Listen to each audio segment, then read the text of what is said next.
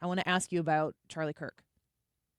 Yeah, I knew him personally. I met him first in late 2019 and in 2020 in the middle of some COVID.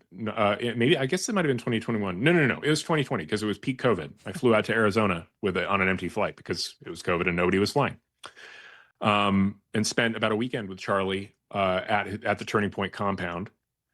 And the man I got to know, and he would have been 26 at the time, I guess, 25, 26.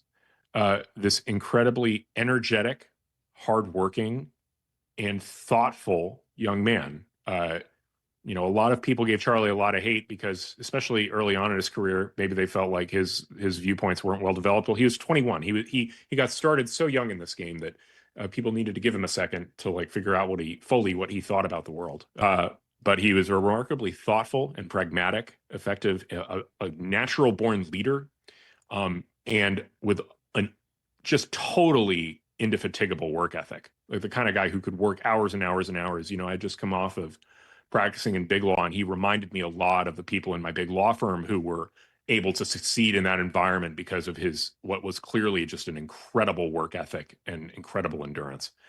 And then you combine that with a guy who's just got profound, really strong grounded values in his faith, a wonderful family man, a great husband, a great father, and you just have a man who's extremely difficult to replace, highly competent, and managed to reach the summit of conservative politics at the age of 31.